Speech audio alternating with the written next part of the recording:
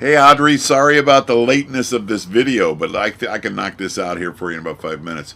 So we're looking at how do changes in psychosis-related perceptual distortions, changes in, this looks like the DV, vary between the groups. So the groups are placebo, low, high. Those are your three groups. Okay, so I got it. So let's do this. And what's this part down here? The change in score of our measure. So this is the change of this score. We're just going to label it change in CAPS score. So let's get to it. Here is your data sheet. First thing we do is we change the values. One was placebo, right? And 2 was low dose. And 3 was high dose. Let's double check on that. And no. Right, placebo, low, high. Okay. Of salvia, whatever that is. Okay, well, I'm going to let you worry about that part, but that part's good. And then the DB is going to be the change in CAPS. So I'm just going to put CAPS underscore change. And it is a scale, so the nominal we got. So the IB is dose of salvia, whatever that is, right? So, and I'm going to just change that to read dosage levels. Right, all very clear, right? And I think we're set so far. So first thing we should do is look to see if the DB is normal. We're going to go to Analyze. Let's make sure you're in the picture here. Get in there, you. Analyze, Descriptives, Explore. Stick in Mr. DB, that's this one. And put it over there. And we want plots. We want the histogram. Don't want the stem and leaf.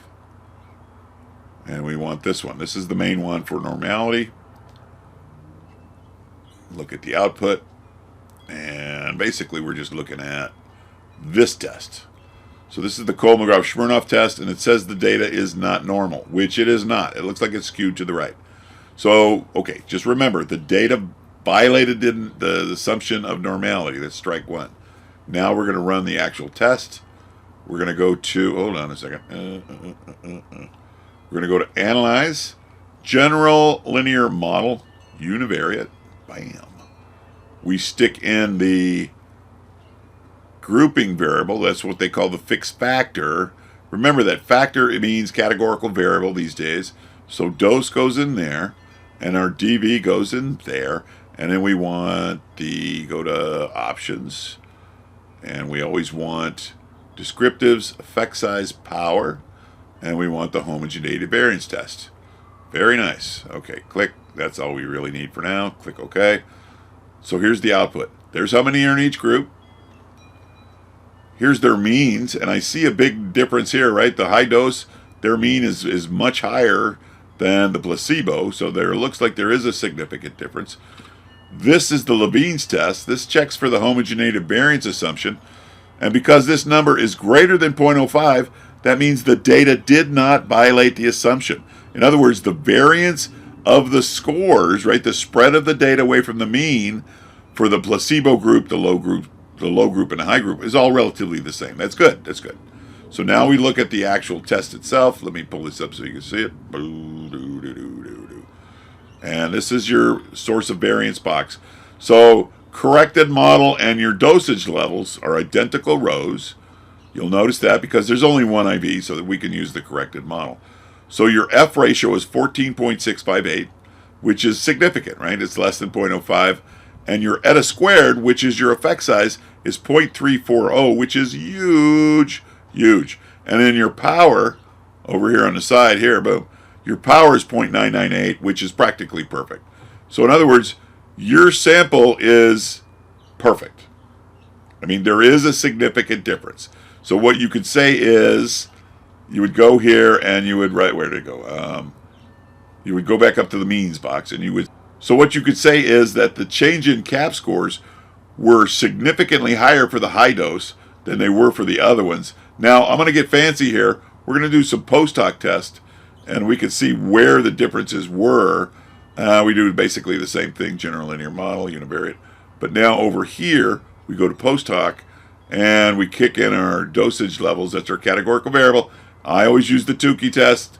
Most teachers like the Bonferroni, but I like to say Tukey, and they're going to agree anyway, so we're going to click OK. Now, again, we're just looking here for to see between which groups they're different. So this is how you read this. Placebo versus low dose, it is significant, right? Because it's less than 0.05.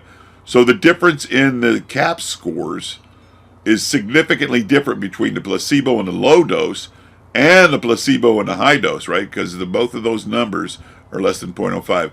The only difference that's not significant is between the low dose and the high dose, right? So when we compare the low dose to the high dose, it's not quite significant. But what that number is so close is, what that means is if you had a bigger sample size, then that too would be significance. So in other words, you got significant differences in the DV, which is the CAP score, between all three levels. Okay, that's it in a nutshell. And again, I'm sorry this took so long. Okay, talk to you later. Bye.